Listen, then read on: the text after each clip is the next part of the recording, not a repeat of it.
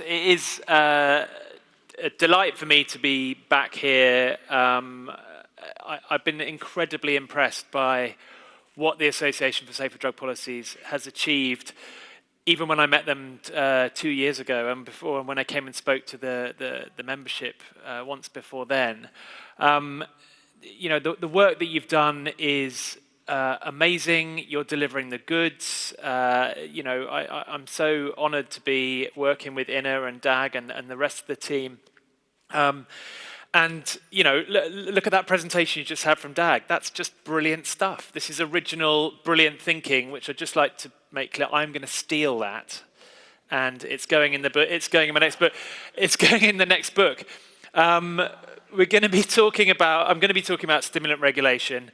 I mean, a lot of the stuff is broadly conceptual stuff around how we regulate drugs generally and how we address risk in society. So some of the more general stuff that Dag was talking about, it's very relevant to the particular issues around stimulants.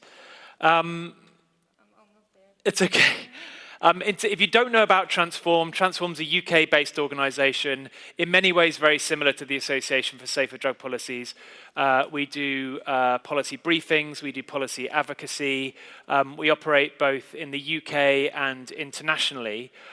Historically, we've had a very specific focus on after the war on drugs, what happens? It's all very well to say how bad prohibition is and what a disaster the war on drugs has been, and I think that's a very important message to have. Thank you. But you can't just do that. You have to, if you want to move beyond the war on drugs, if you want to move beyond prohibition, you have to have coherent, credible models to propose to policymakers, to take to the public, to present to the media, so that they can buy into them. If it's no good, if you haven't got an alternative, nothing's ever going to change. So one of the things we focused on is these blueprint for regulation was in 2009, looked at all drugs, and then we're focusing in on some individual drugs or drug groups. So we did a cannabis book in 2014, and now we're working on the stimulant book, and I'm going to be talking about some of that today. So the critique, the Alternative World Drug Report, we do the vision of what we think the future should look like as an advocacy tool, and we also do resources for people making the case for change. It's all on our website, it's all free. So when I talk about, I've got a new book coming out, that you can just download these books free, or you can buy them if you want, but they're available free as PDFs.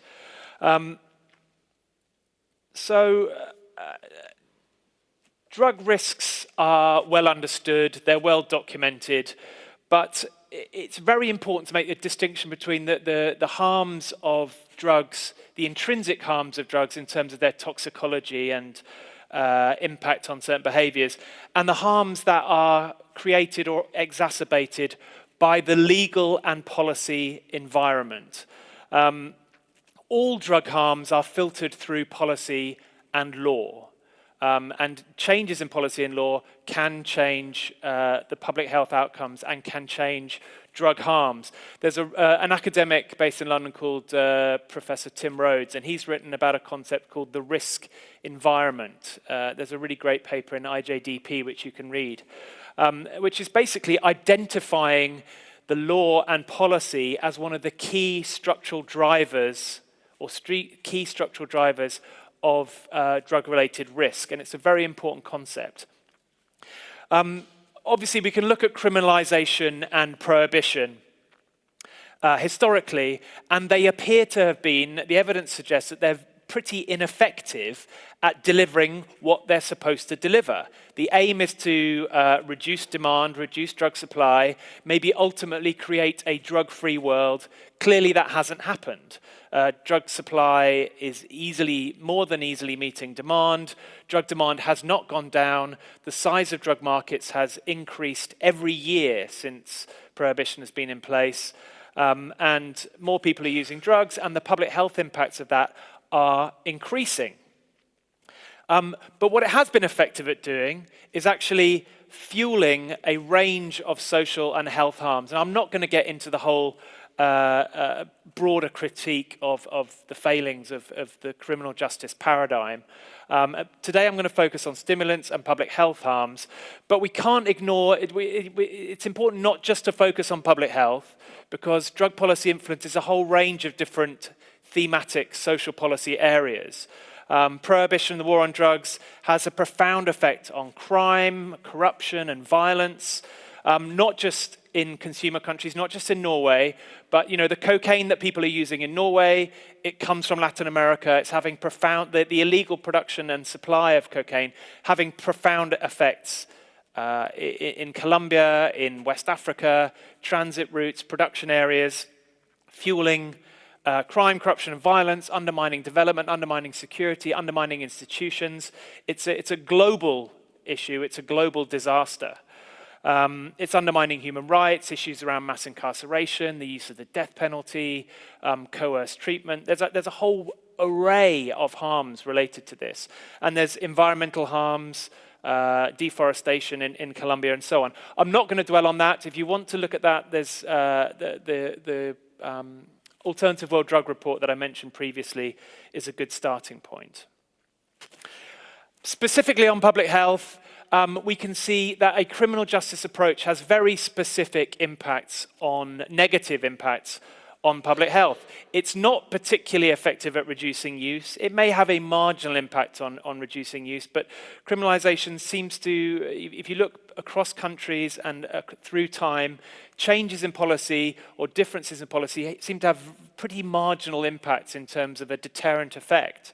But it does make drugs more dangerous. Criminalizing people pushes them away from drug services. It fosters distrust in drug education and prevention messages. And it actually increases drug risks. All drugs are associated with risk, but if they're provided or supplied illegally, you get issues around unknown strength and purity, mis-selling. So, if you buy a bag of cocaine and it's actually ketamine, or if you buy an MDMA pill and it's actually PMA, these are profound risks that are very specifically born of prohibition. They're not risks to do with MDMA or cocaine, they're risks of prohibition. And it also encourages unsafe behaviors, and it encourages injecting. It encourages use in unsafe environments. These are things that I guess you all know, but it's worth reminding that many of the harms we face with drugs are harms created by the legal and policy environment, specifically of prohibition. Now, harm reduction. Again, it's a concept you'll be very familiar with. We know harm reduction works. Hundreds of countries, over 100 countries have harm reduction as formal part of their drug policy response. There's a huge evidence base. Harm reduction is now endorsed by the World Health Organization and the UN Office on Drugs and Crime, the entire UN system, medical authorities across the world. It's not controversial anymore. It was controversial in the 80s and 90s, and some elements of harm reduction are still controversial. But as a concept, people understand it. It's about dealing with reality, managing risk, reducing harm, rather than eradication and eliminating drugs altogether. So it was an important conceptual shift that happened, and it was driven by public health advocates, activists, people like us. It wasn't a top-down process. It was fundamentally driven by researchers, activists, service providers, and people who use drugs. In terms of stimulants, a couple of harm reduction things I think are worth mentioning. Supervised drug consumption rooms. I know you have some supervised drug consumption rooms in Norway, but correct me if you're wrong, I don't know if you can use stimulants in the drug consumption rooms. Is that correct? You can now. Okay, well, you didn't used to be able to. But there are some drug consumption rooms where you can smoke methamphetamine or smoke crack, as well as injecting stimulants. This is the drug consumption room in Copenhagen I visited. This is one in Vancouver. This is a vending machine for safer crack smoking kits. So you get a glass pipe with a rubber mouthpiece, and Vaseline for cracked lips, and condoms if you have sex, and a bunch of stuff. So there is some really interesting harm reduction work going on at the harder end of stimulant use. At the more kind of recreational party side of things, drug safety testing is happening in countries across Europe and Latin America, Canada, Australia, New Zealand. This is one I was involved in the UK called the Loop. These things are progressing, where you can take your drugs in, you get them tested, and you get the results of the test with harm reduction information related to that result. Because obviously, in terms of the harm I was talking about earlier, not knowing what you're taking, drug safety testing addresses that harm. But I think what that highlights is that, again, much of the harms that harm reduction is seeking to reduce are harms created by prohibition.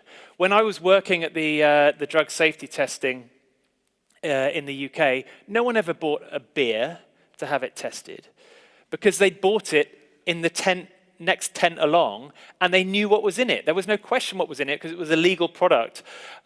So again, an awful lot of the harms that we're dealing with are harms of prohibition. I'm talking specifically about harm reduction interventions. Heroin prescribing, for example. People know what they're injecting. They're using it in a supervised environment already. So the whole idea of supervised consumption rooms kind of becomes very different and irrelevant. It's a very strange situation if you think about it, that we're increasingly rolling out harm reduction. 100 countries have harm reduction, but they all, or almost all of them, have prohibition as well. So on the one hand, you have harm reduction policies are gaining ground across the world, but that's happening within this overarching context, harm maximization under prohibition. It's a paradox, it's bizarre. It's a policy that's kind of at war with itself. It's an internal contradiction.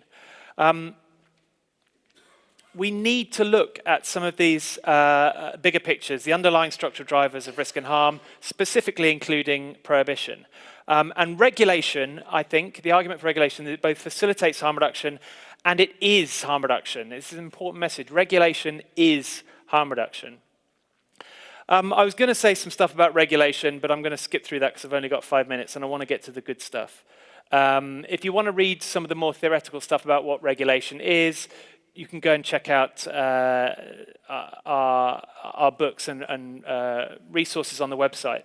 On stuff we can regulate, again, we can regulate everything. If it's legal, you can regulate production, you can regulate the vendors, you can regulate who sells it, where they sell it, how they advertise. And you can regulate the buyers and users. This is what Dag was just talking about so interestingly. We have a huge body of scholarship and knowledge about regulatory theory and practice from gambling, from alcohol and tobacco regulation, from pharmaceutical regulation, and increasingly from cannabis regulation too. We can use all that knowledge and apply it to other drugs that are currently only available via criminal markets.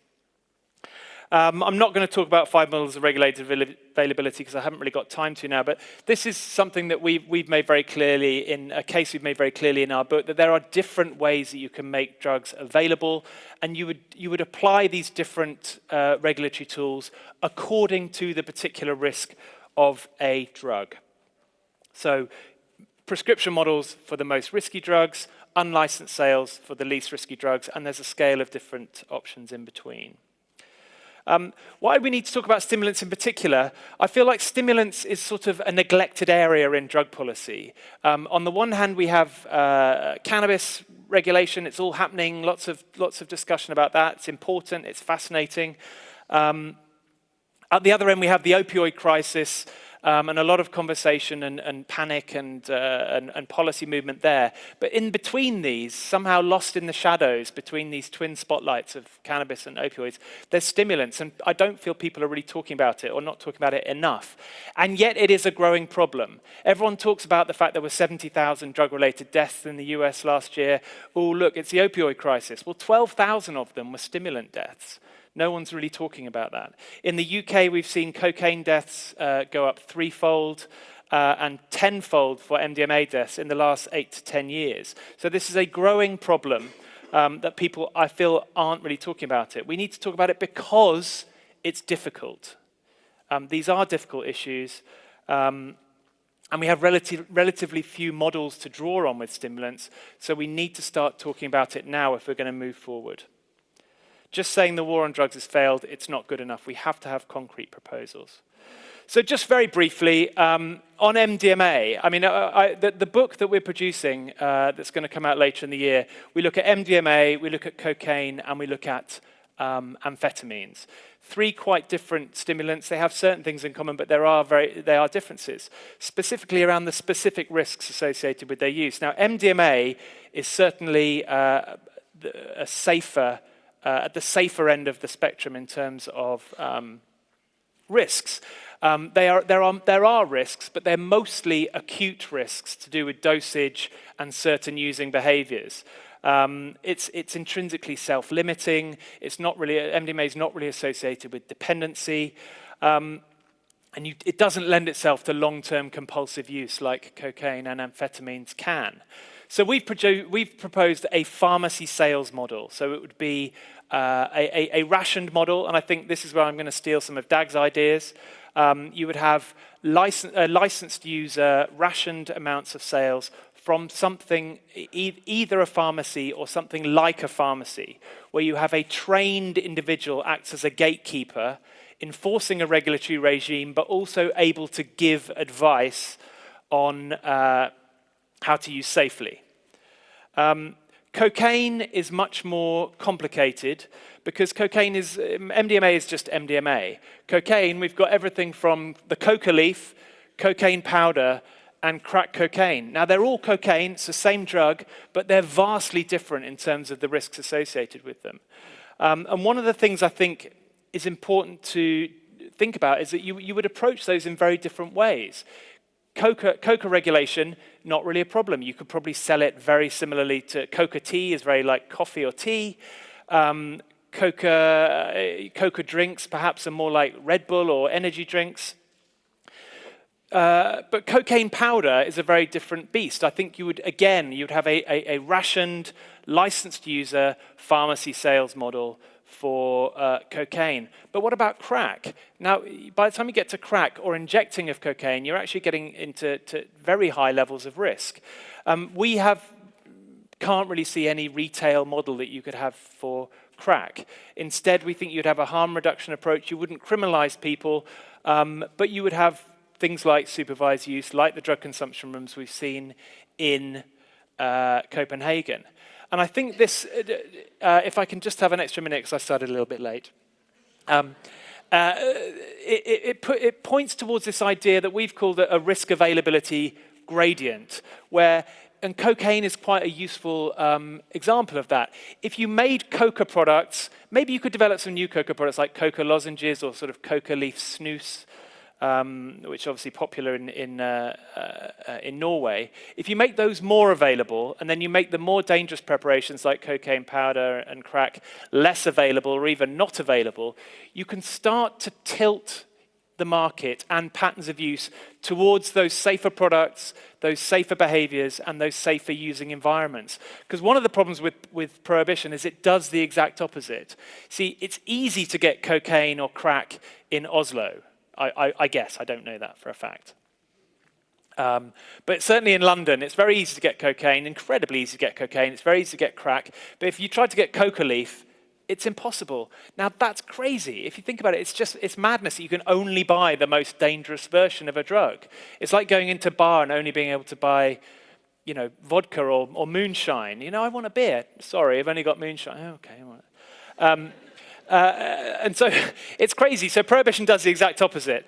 And I think there's a bigger picture here as well. It's not just within one drug trying to get people to use safer preparations, but can we move people to safer drugs? Maybe if we move people away from cocaine use to MDMA. Maybe if we made low-dose psychedelics, 2CB or magic mushrooms available for people in the party scene, they could use those instead of MDMA or cocaine or any stimulants.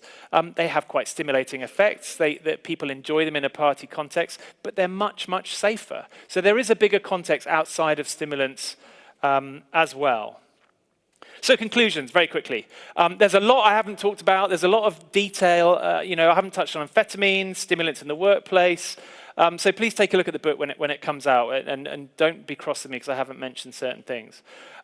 It's complicated. There's lots of different drugs, lots of different using behaviors, lots of different risks, and lots of different policy options. So this is not a simple thing. There's not one magical solution. We also need to think about how stimulants are used with other drugs, particularly with alcohol, cocaine and alcohol, amphetamines and alcohol. It's a big issue. Also cocaine use and amphetamine use with opioids, and polydrug use more generally. These are important issues we can't ignore. We need to start cautiously and move forward with small steps. There's a lot we don't know here. We have to experiment. We need pilot projects. We need to look at the evidence and move forward and evolve policy based on that evidence. There is a sequencing issue here as well. But finally, we need to discuss this now. We need to be discussing this now. It's taken a long time to get to where we have with cannabis policy. 50, 60 years. I don't want it to be 50 or 60 years before we can start the conversation now, and sometime in 2079, we can finally legalize MDMA and other stimulants. So we need to start talking about it now and accelerate this debate. We can make it happen, but we need to develop credible proposals, and we need to start putting them out there, planting those seeds, getting people thinking about it, and begin that process now. Thank you very much. Thank you.